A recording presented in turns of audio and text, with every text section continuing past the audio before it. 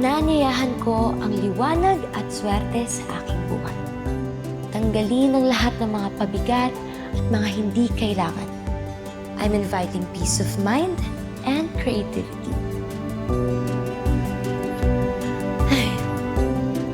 Universe, pinubuksan ko ang puso ko sa tuluyang paggaling ni Papa. Magkaroon ng viral moment sa business, kumita ng limpak-limpak. Magkaroon ng sariling restaurant, makamit ng Korean celebrity, at makapag-travel sa Korea.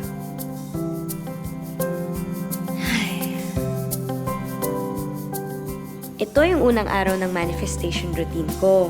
Tapos gagawin ko for 28 days. Manifestation.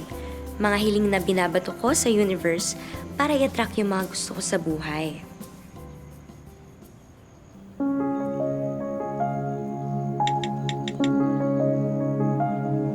Magtiwala ka. Sa loob ng 28 days, ibibigay sa'yo ng universe ang mga bagay na hindi mo lang gusto, kundi ang mga bagay na kailangan mo.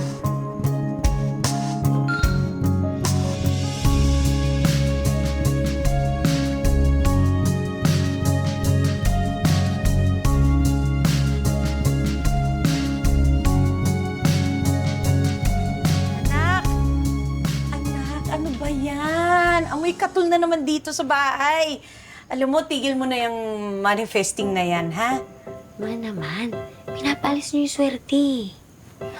Eh kasi naman, anak, nung panahon namin, wala yung swerte-swerte na yan. Sipag ang kailangan. Dahil kung hindi, dago kang abot mo sa tatay namin. Kaya, tigil mo na yan. Hoy! Para hindi ka naman nag-wish sa bulalakaw na magkatuluyan tayo, mahal.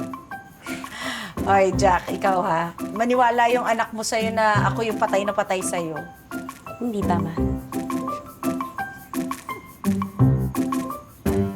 Teka lang. Oo nga pala. Bakit ka ba kasi bumangon sa kama?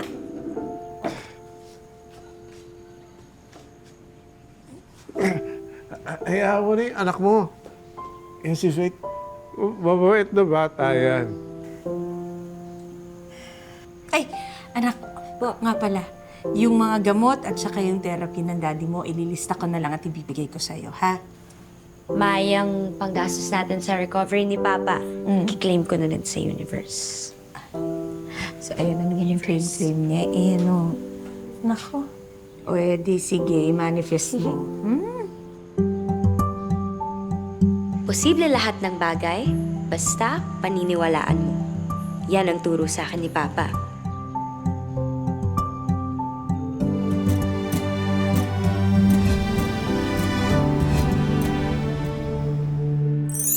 Papa Jack! Ito na ang recipe ko ng samgyup pansit. Ay, excited Ano nga na ba? ako. Sige pa, judge mo ah. Sana masarap.